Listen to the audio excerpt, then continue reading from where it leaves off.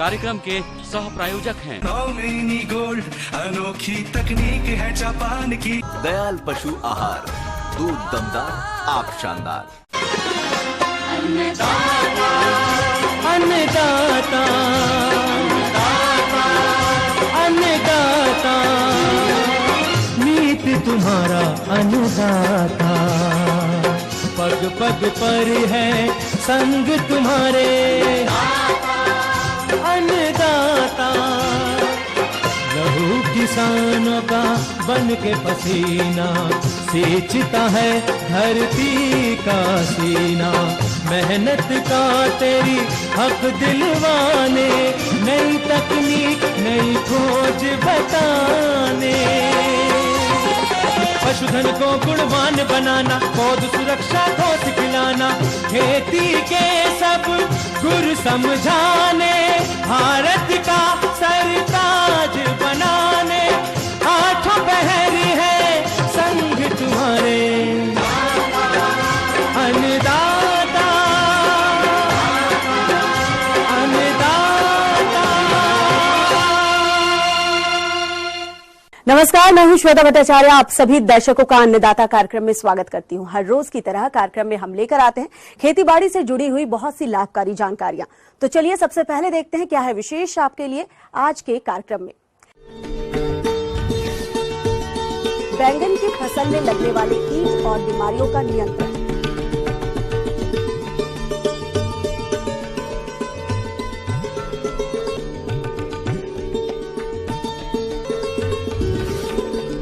ऊसर भूमि में रोपी गई धान की फसल का प्रबंधन।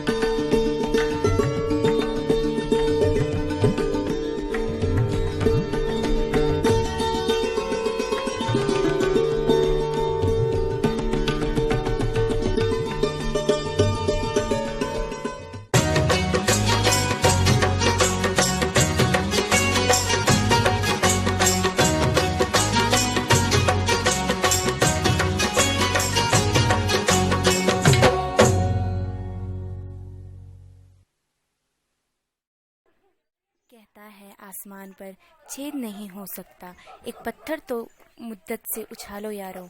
ऐसा ही कारनामा कर दिखाया है पौड़ी गढ़वाल ग्राम कुई के युवा किसान जसवीर रावत गवाणी ने, जिन्होंने अपनी बंजर जमीन पर एक साथ खेती करके कई प्रकार के फलों और सब्जियों को उगाकर एक मिसाल कायम की है।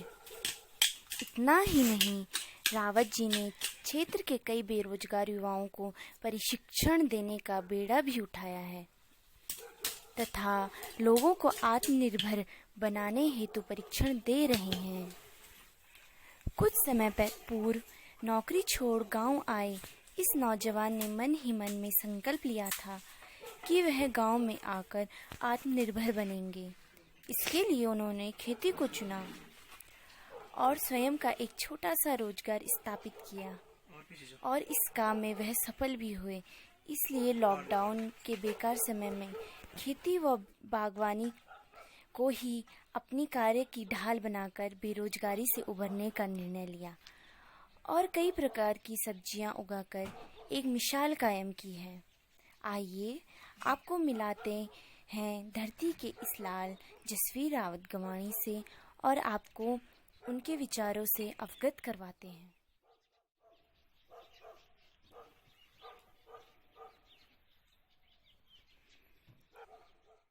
विगत कई वर्षों से मेरा प्रयास रहा है कि मैं स्वरोजगार के क्षेत्र में कुछ करूं और मैंने इसकी शुरुआत भी की। मैंने पवरतोली में जाकर 10-15 नाली जमीन लीज पे लेकर के कुछ युवाओं को अपने साथ में लिया,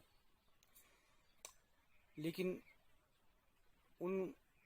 मैं वहाँ पे अकेला रह गया और मुझे कुछ सपोर्ट भी नहीं मिला और मैं दुखी हुआ। मेरा जो एक सपना था कि मैं यहाँ के युवाओं के लिए कुछ करूँ, अपने साथ साथ युवाओं को भी जोड़ूं, तो एक तरफ से एक फील हुआ और उसका मुख्य कारण था पलायन। युवाओं की जो रुचि थी वो बाहर जाके काम करने की थी और इस कारण लोगों का जो मन था, मतलब ये हमारे जो खेती बाड़ी वगैरह वगैरह जो स्वरोजगार के क्षेत्र में, वहाँ पे उनका मन नहीं लग रहा है। आज हमारे पास एक मौका भी है, एक इस कार्य को करने का एक हमें एक मजबूरी भी है, मौका भी है कि हम इस कार्य को करें। और मैंने इस काम को छोड़ा नहीं है। जब से शुरू किया मैं लगातार इस काम को कर रहा हूँ। इस काम के प्रति लोगों को जागरूक कर रहा हूँ कि आप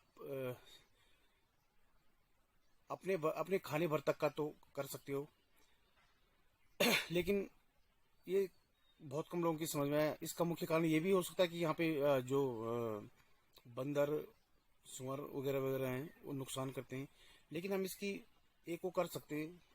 थोड़े बहुत घर के यूज के लिए काम कर सकते, सब्जी का काम कर सकते हैं।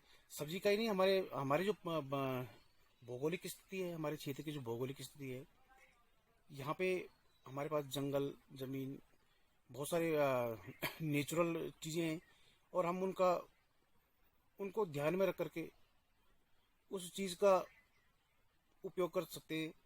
और मेरी सरकार से भी अपील है, विनती है कि सरकार भी उन्हीं हमारे जो यहाँ पे प्रकृति के जो हमें जो क्लाइमेट दिया है उस हिसाब से यहाँ पे एक इंडस्ट्री का निर्माण करे। जैसे फूड पार्क हो गया, कृषि पालन हो गया, बकरी पालन हो गया। इस तरह का काम के प्रति युवाओं को जागरूक करे। मैं समय समय पर लोगों को विश्वास में लेकर के इन चीज़ों से अवगत करा रहा हूँ। और अभी हाल ही में जब से कोरोना आया है तो मैंने यहाँ पे बहुत अच्छा काम किया है। यहाँ अपने गांव में मैंने काफ़ी अच्छी सब्जियाँ उगाई हैं और मेरी सब्जियाँ निकलनी भी शुरू हो गई है। बहुत सारे युवाओं को मेरे लिए अभी रास्ते में चलता हूँ तो कई लड़के बोलते हैं, भाई हमें भी इस काम थोड़ा सा हमें भी समझाइए। यहाँ अभी हाल ही में मैंने मिलाई गांव में जाकर के लड़कों को वहाँ पे जाके उनके खेत देखे कि उनको समझाया कि आप भी काम करिए, आपके पास बहुत सारी ज़मीन है, पानी है। मेरे पास तो न ज़मीन है न पानी है, फिर भी मैं कर रहा हूँ। तो अभी 2-4 दिन पहले एक गांव के लड़के और आए थे और मतलब मैं रास्ते में चलता रहता हूँ तो कई लोग कहते हैं कि भाई आप करते हो, क्योंकि वो लोग देखते हैं मुझे कि कर रहा है लड़का, तो वो लोग भी कहते हैं कि हम भी करने की इच्छुक हैं तो करें कैसे। तो सरकार को भी अपने कदम ऐसे कामों पे बढ़ाने चाहिए। लड़कों को युवाओं को जो है प्रशिक्षण की जरूरत है और उन्हें मोटिवेट करने की जरूरत है। सरकार उनकी हेल्प करे। हॉर्टिकल्चर विभाग है, कृषि विभाग है और यहाँ पे हमारा जो बरसार में क्या कहते हैं विश्वविद्यालय है, वानिकी और हॉर्टिकल्चर विश्वविद्यालय है। उन लोगों को भी लड़कों को ट्रेनिंग देनी चाहिए, फील्ड में जाकर के उनको समझाना चाहिए कि कौन सी फसल की स्टेम करनी है। अभी लड़के क्या कर रहे हैं कि उन्होंने खेत की जुताई कर दी है, अब उनकी समझ में ये नहीं आ रहा है कि भाई वो करें तो क्या करें, किस तरह का काम करें, कौन सी बीज बोए, किस तरह बीज बोए। तो मैंने 2-4 गांव में जाके समझाया तो है, लेकिन मैं भी अकेला क्या करूं।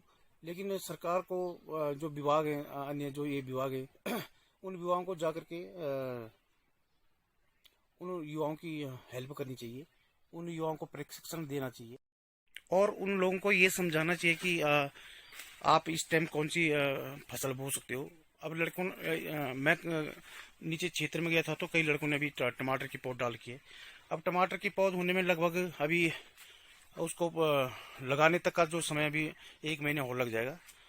तो आगे बरसात में आने वाली है और अगर वो टमाटर की खेती करते हैं या शिमला मिर्च की खेती करते हैं या बैंगन की खेती करते हैं तो उनके हाथ में कुछ नहीं लगेगा, क्योंकि बरसात का सीजन है और बरसात के सीजन में जो है कि यहाँ पे बहुत ज़्यादा बारिश होती है, कीटों का प्रकोप होता है और